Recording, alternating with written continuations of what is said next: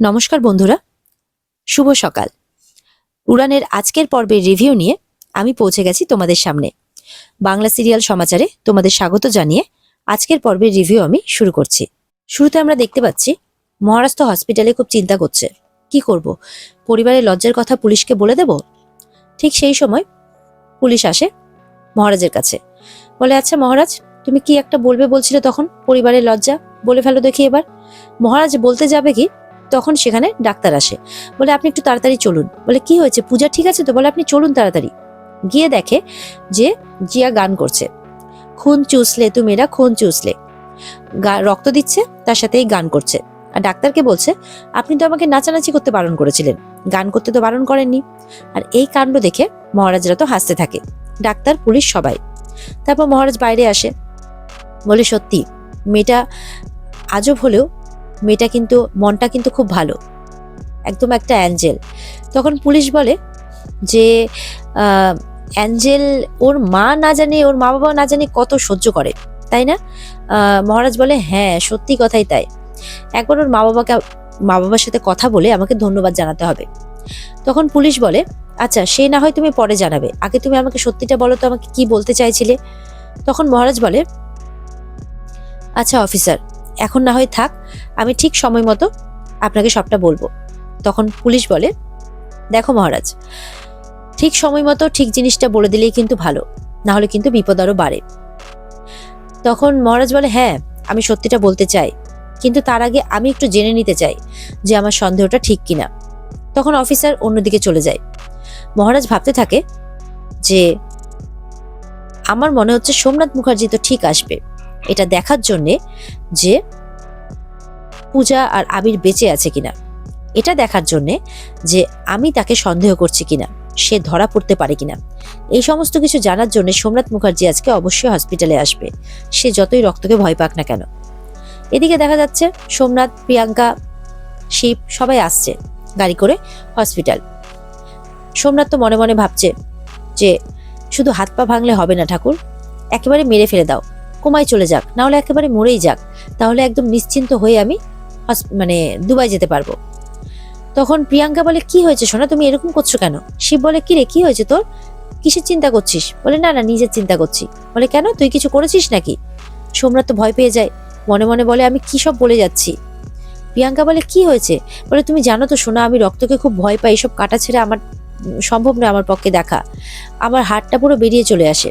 প্রিয়াঙ্কা বলে আচ্ছা আমি না হয় আমার একটা হাড় তোমাকে দিয়ে দেবো।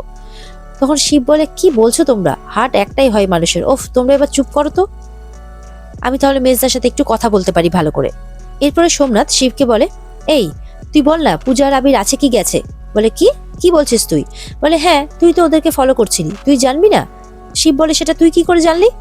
তখন তো ভয় পেয়ে যায় সোমনাথ, যে টেনশনে না জানি কি কি বলে ফেলছে। তখন বলে বল কি করে জানলি তুই? তখন বমি করার ভান করে। তখন প্রিয়াঙ্কা বলে এই বাইরে বাইরে। প্রিয়াঙ্কা মনে মনে বলে এটা কি সোনার আবার নতুন নাটক নাকি? সোমনাথ তো বমি করার ভান করতে থাকে। তখন শিব বলে কিরে কি হয়েছে তোর? সোমনাথ তখন মনে মনে দেখাচ্ছে এমনটা আর কি, যে তার খুব শরীর খারাপ। মনে মনে বলতে থাকে নাটক নাটক, এখন এই নাটক করে আমাকে বেঁচে থাকতে হবে, কিন্তু পূজারিনী মুখার্জি তোমাকে আমি কিছুতেই বেঁচে থাকতে দেব না, এমনটা আবার মনে মনে বলছে। মহারাজ এদিকে জয়ন্তকে বলছে জানিস তো এটা না পুরো কনস্পিরেসি।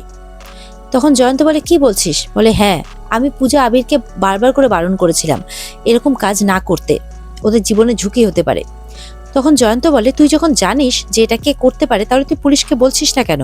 মহারাজ তখন মনে মনে বলছে পুরো প্রমাণ জোগাড় করে তারপরেই বলবে। এদিকে জয়ন্তের সাথে কথা বলতে বলতে ওদিকে জিয়া চলে আসছে, ওই একই গান করতে করতে, খুন চুষলে তুমেরা খুন চুষলে। তাকে দুটো ডাক্তার, লেডি ডক্টর ধরে আছে, আর সে এরকম গান করে যাচ্ছে, তার হাতটা ছাড়ার জন্য বলছে, আর ওই ডক্টর তো হেসেই যাচ্ছে।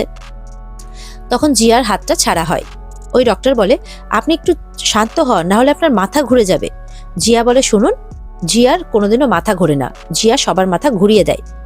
জয়ন্ত তো দেখে অবাক, বলে এই আজব মানুষটা কে? তখন মহারাজ হাসে, বলে ও জিয়া, ও নিজেকে জিয়া দা অ্যাঞ্জেল বলে। তো তখন বলে যে ও অ্যাঞ্জেল? জয়ন্ত বলে আর কি, বলে হ্যাঁ আসলে ওই আবিরকে রক্ত দিয়েছে। জয়ন্ত শুনে অবাক হয়, বলে মেয়েটা খুব ভালো। জিয়াকে তখন মন থেকে ধন্যবাদ জানাই মহারাজ। বলে আমি তোমাকে হৃদয় দিয়ে ধন্যবাদ জানাচ্ছি।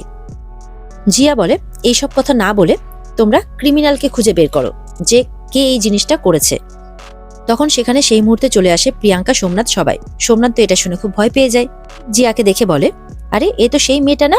হ্যাঁ, সেই অসভ্য মেয়েটা, এবার ঠিক ধরতে পেরেছি। মহারাজ বলে, হ্যাঁ আমরা তাই করব, তার আগে জরুরি হচ্ছে পূজা আর আবিরে সুস্থ হয়ে ওঠাটা। সোমনাথ বলে, এটা কোনোদিনই ধরা পড়বে না, যেরকম ভাবে বিক্রমের আসল খুনিকে ধরা পড়েনি সেইভাবে এটাও ধরা পড়বে না। সোমনাথ তো এই সমস্ত কথা মনে মনে ভাবছে আর খুব ভয় ভয়ে আছে, যদি ধরা পড়ে যায়। প্রিয়াঙ্কা কিন্তু খুব ভালোভাবে নোটিস করছে সোমনাথকে, মনে মনে ভাবছে পূজা আর আবিরের অ্যাক্সিডেন্টের পেছনে কোনোভাবে সোনা জড়িত নয় তো।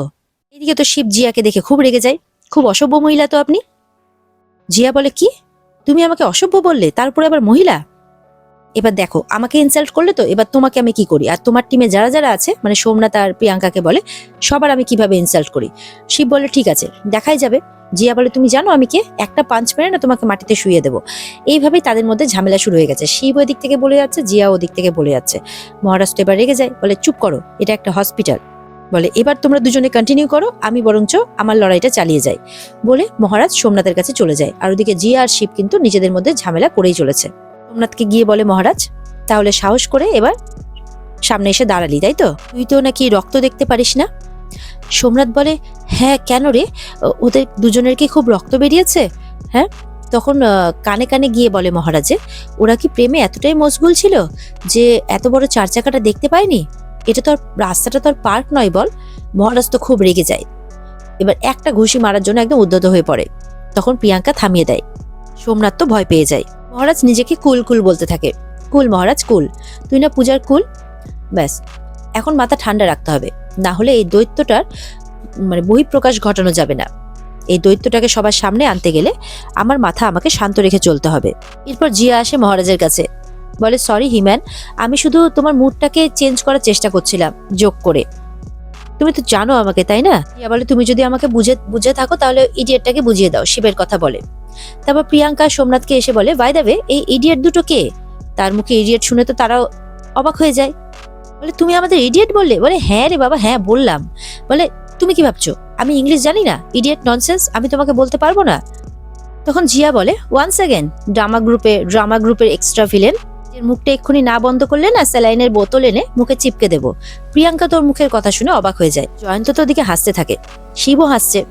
এদিকে তো জিয়া বলেই চলেছে প্রিয়াঙ্কাকে, আর প্রিয়াঙ্কা কি করবে কিছু বুঝে পাচ্ছে না, প্রিয়াঙ্কাও যা পারছে তাই বলছে। তাদের এই কাণ্ড কারখানা দেখে শিব হাসছে। তারা তো এমনিতেও তাদের দাদা বৌদিকে খুব একটা পছন্দ করে না, তারা তো জানে যে সে একটা ফ্রড।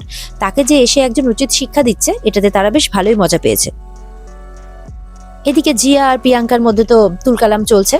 তারই মাঝে সোমনাথ কিন্তু মহারাজের দিকে তাকাচ্ছে, তাকে মনে মনে বলে, শান্ত থাকতে হবে সোমনাথ, তোকে শান্ত থাকতে হবে, না হলে মহারাজ যদি একবার সন্দেহ করে নেয় যে তুই আসল দোষী, তাহলে যে তোর কপালে কি নাচছে নিজেও জানিস না। ওদিকে মহারাজ বলছে, তোর কপালে যে এখন কি নাচছে সেটা তুই নিজেও বুঝতে পারছিস না। আমার সন্দেহটা সত্যি প্রকাশিত হয়েছে, সত্যি প্রমাণ পেয়েছে আর কি। তুই মানুষ নোস, তুই একটা নরকের কীট। এমনটাই বলতে থাকে মহারাজ মনে মনে। ছি, আমার তো ভাবতেও ঘেন্না করছে যে তুই আমার নিজের ভাই। মা যদি তোর স্বরূপটা জানতে পারে না, তাহলে এটা জেনেই মরে যাবে। তোর জন্য যদি আমার মায়ের আর পূজা আবিরের চরম ক্ষতি হয়, তাহলে তোকে আমি মেরে ফেলবো। মহারাজ এমনটাই মনে মনে ভাবতে থাকে।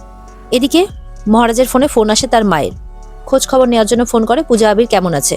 তখন মহারাজ বলবে কি, তখন ডাক্তার এসে ডেকে নিয়ে যায় যে আবির নাকি সিঙ্ক করছে, তাড়াতাড়ি আসুন। শুনে তো সোমনাথ খুশি হয়ে যায়। প্রিয়াঙ্কা সোমনাথকে দেখে অবাক হয়। সোমনাথও প্রিয়াঙ্কাকে দেখে তার মুখের এক্সপ্রেশনটা বদলে নেয়। কিংবা তো শুধুমাত্র আবিরেরই চিন্তা করছে, ছেলেটার এত বড় অ্যাক্সিডেন্ট হলো কি করে, ওই বাচালটার জন্যই হয়েছে। তখন মহারাজের বাবা বলে, ওরও কিন্তু অ্যাক্সিডেন্ট হয়েছে, তুমি বোধহয় এটা ভুলে যাচ্ছ। তখন বলে, তুমি আমার উপর চিৎকার করবে না তো, যাও ওই বাচালটার উপর গিয়ে চিৎকার করোগে। বলে, হ্যাঁ তাই করব। মহারাজ বলে, প্লিজ ডাক্তারবাবু আবিরকে বাঁচান, আমার জন্য একটা নিরীহ মানুষ এভাবে চলে যাবে আমি কোনোদিনও নিজেকে ক্ষমা করতে পারবো না, প্লিজ বাঁচান। আর ওদিক থেকে সোমনাথ প্রার্থনা করছে, যাক যাক পাখি এবার খাঁচা ছেড়ে যাক তো। এরপর পূজার উড়ে যাওয়ার পালা, এই বলে হাসছে। প্রিয়াঙ্কা কিন্তু এটাও নোটিস করছে, সোমনাথ যে হাসছে এটা কিন্তু মহারাজ লক্ষ্য করেছে। এরপর সোমনাথকে মারতে যাবে কি, জিয়া চলে আসে সামলে নেয় মহারাজকে। তখন সবাই মিলে প্রে করতে থাকে ভগবানের কাছে হাত জোড় করে। আর এখানে আজকের পর্ব শেষ হয়ে যায়। তো বন্ধুরা, এই ছিল আজকের পর্বের রিভিউ। যদি তোমাদের ভালো লেগে থাকে তাহলে অবশ্যই পর্বকে লাইক, কমেন্ট আর চ্যানেলকে সাবস্ক্রাইব করতে কিন্তু ভুলবে না। আর এই পর্বের বিস্তারিত যদি দেখতে চাও তাহলে অবশ্যই তোমরা স্টার জলসার পর্দায় নজর রাখবে। তাহলে দেখা হচ্ছে তোমাদের সাথে আগামীকালকে উড়ানের নতুন পর্বের রিভিউ নিয়ে। ততক্ষণ সবাই ভালো থাকবে। টাটা।